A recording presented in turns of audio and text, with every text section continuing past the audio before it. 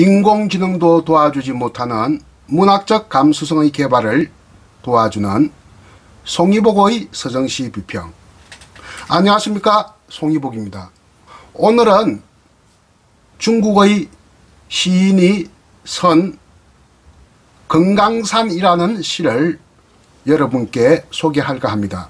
그럼 낭독을 들어보시죠. 금강산. 곽마략.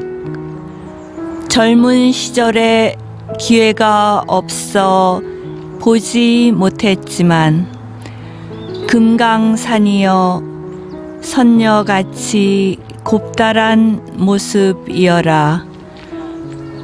너는 일찍부터 내 가슴 속에서 맴돌았어라. 중략. 미리 내는 수만 갈래의 별똥별을 쏟아내고 단풍잎 빛 속에서 붉은 용이 꿈틀댄다. 나는 뭇 신선들과 담소하면서 약속했어라.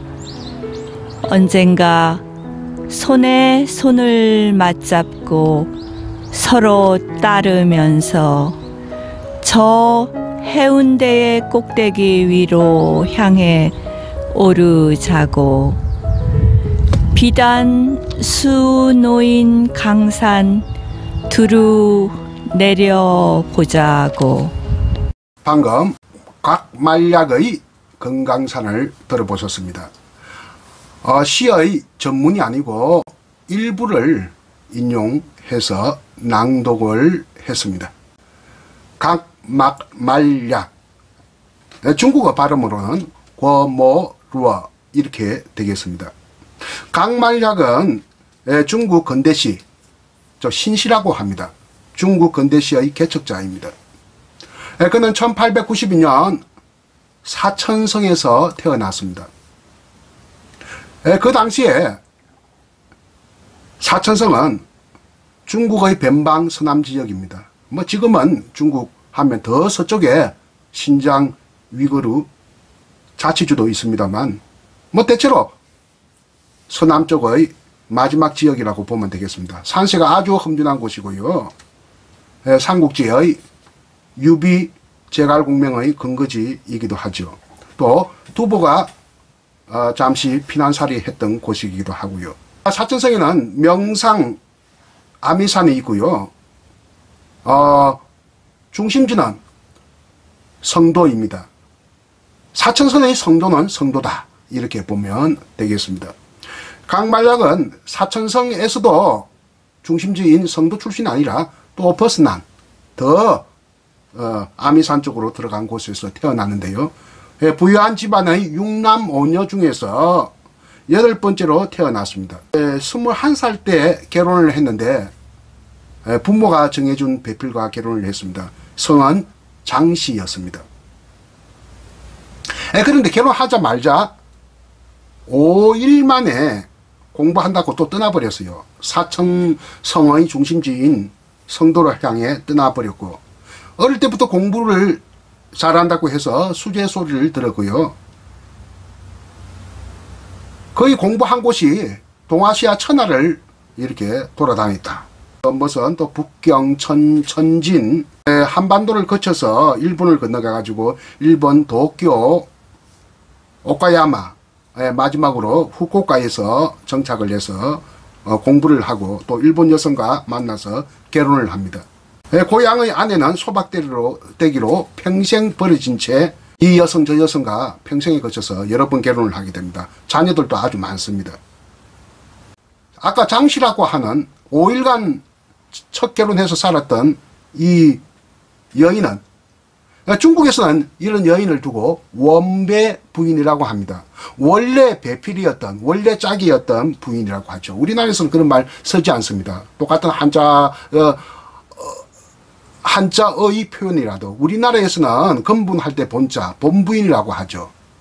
부처에 대한 전처를 본부인이라 하거나 아니면 석실에 대한 정실 부인을 본부인이라고 하기도 합니다.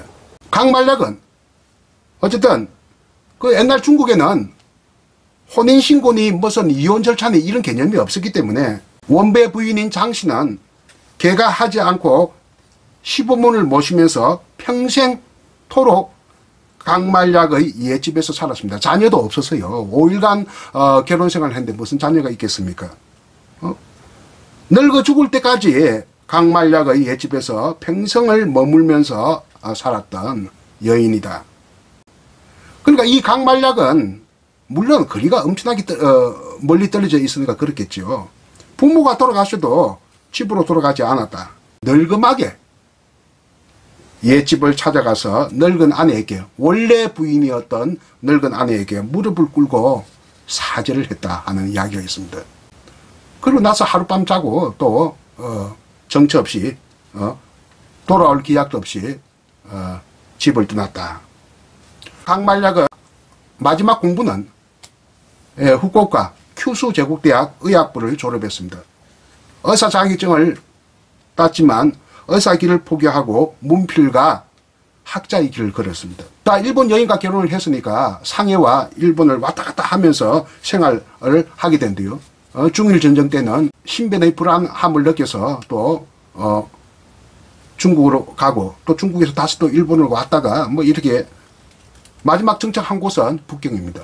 신중국이 건설되자 북경에서 학자로, 역사학자로도 유명합니다. 이분은. 또 그리고 정치인으로서 살아갔다. 그러면서 87의 나이, 87의 나이로 천세를 누렸다. 정치인으로서 상당한 어떤 권력을 가지고 있었다. 막강한 배경이 있었다. 1976년 주얼레와 모택동, 중국 신중국의 제1인자와 1인자로 군림했던 이 두 사람이 도망했을 때 국가장례위원이었다 하는 사실은 그만큼 거의 정치적인 영향력이 컸었다 하는 것을 말해줍니다. 문화대혁명 시대 때에는 강청을 비롯한 사인방에게 몰렸습니다. 핍박을 받았습니다. 정치적인 압력을 받았는데 모택동과 주얼레가 신분을 보호해 줄 만큼 그런대로 제1인자와 2인자에게는 좀 비호를 받았던 그런 정치인이었고 1958년 강말약은 중국 인민대표단을 인솔 하고 북한을 방문해서 좀 비교적 오래 머물면서 북한 전역을 둘러보고 돌아다니면서 또 그가 원하던 금강산 구경도 하고 또 조선연작시라는 시를 씁니다. 조선연작시 중의 한 편이 오늘 우리가 공부하는 금강산입니다. 인들은 예로부터 고려국에 태어나서 금강산 한번 보는 것이 소원이다 하는 말이 있을 정도로 금강산의 그 아름다움, 빼어남, 수려함에 대해서 잘 알고 있었습니다. 본인도 한번 가보고 싶었겠죠. 한반도를 지나간 일도 여러 번 있었습니다만 한 번도 가지는 못했습니다. 그만큼 여유 있는 삶을 살지 못했지요. 아까 낭독했던 금강산 일부를 한번 볼까요? 젊은 시절에 기회가 없어 보지 못했지만 금강산이여 선녀같이 곱다란 모습이여라. 너는 일찍부터 내 가슴 속에 맴돌았으라. 넌 자나깨나 널 그리는 한각의 경지였네. 금강산의 수려한 경관을 찬미하고 있습니다. 또 그리고 금강산의 모습을 아주 아름다운 필치로 묘사하고 있네요. 미리네는 수만 갈래의 별똥별을 쏟아내고 제가 은하수를 미리네라고 이렇게 번역을 해봤습니다. 자, 미리네는 우리 토박이 말입니다. 은하수의 토박이 말인데 아직 사전에도 등재되지 않은 걸로 알고 있습니다. 시골의 방언으로 뭐 여기저기에서 좀 썼다고 해요. 미리네 할 때 미리가 원래는 미러인데 이 네가 서로 합쳐지면서 미러가 미리가 된 것 같습니다만 이 미러는 용입니다. 용의 안에 우리말 토박이 말입니다. 용은 용용자 한자이지 않습니까? 우리말이 미러입니다. 그러니까 용이 사는 하늘의 냇물이 바로 미리네다. 이것이 은하수다 하는 이야기입니다. 그래서 또 별똥별이라는 말은 원문에는 한자로 유성이라고 되어 있어요. 허를 유자 별성자. 이것을 우리말로 하면 별똥별이 되고요. 또 그리고 별지라는 말도 있습니다. 미리되는 수만 갈래의 별똥별을 쏟아내고 단풍 잎의 비 속에서 붉은 용이 꿈틀댄다. 하늘에 용이 있다고 다들 여기지 않았습니까? 한국인들, 중국인들. 그래서 나는 무신선들과 담소하면서 약속했으라. 언젠가 손에 손을 맞잡고 서로 따르면서 저 해운대의 꼭대기 위로 함께 오르자고. 갑자기 해운대가 나왔네요. 해운대는 한반도 동남쪽의 끝입니다. 강만략은 해운대를 알았던 것입니다. 그가 1914년 한반도를 거쳐 일본 갈 때 1914년 양력 설 1월 1일부터 1일 7일 일주일 동안 부산에서 머문 적이 있습니다. 그때 해운대 정도를 알았지 않았겠느냐, 아니면 좀 구경을, 바닷가 정도 구경은 하지 않았겠느냐. 해운대의 그 절정, 한자는 원문에는 절정이라고 되어 있는데 저는 이것을 꼭대기란 말로 바꾸었는데요. 이 절정이 무엇일까? 동백섬일까 처음에 생각해 봤는데, 동백섬이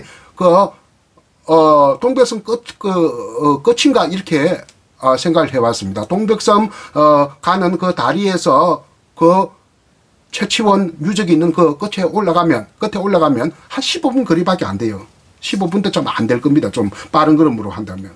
그거 가지고 뭐 절정이라 말을 했었겠느냐. 안 그러면 해운대 그가 하나의 마을이라고 할 때 배경이 되는 산이 있어요. 장산이라고, 초두변에 길장자 쓰는 장산이 있습니다만 그건 꽤 높은 산입니다. 그걸 안에 해운대 정상이라고 보았을 가능성도 있고요. 신라 초기에는 독립된 소국이었습니다. 그래서 장산국이라고 했습니다. 해운대 일대를, 수영만 해운대 일대를 장산국이라고 했습니다. 해운대 절정을 동백섬으로 보기에는 너무 낮다. 자기가 죽으면 자신도 우화등선해서 날개를 달고 하늘로 올라가 가지고 성천에서 신선들과 어울리면서 내려다 보겠다. 어디서 어디까지? 금강산에서 해운대까지 내려다 보겠다. 그러니까 동해변의 아름다움은 절경입니다. 우리 한반도의.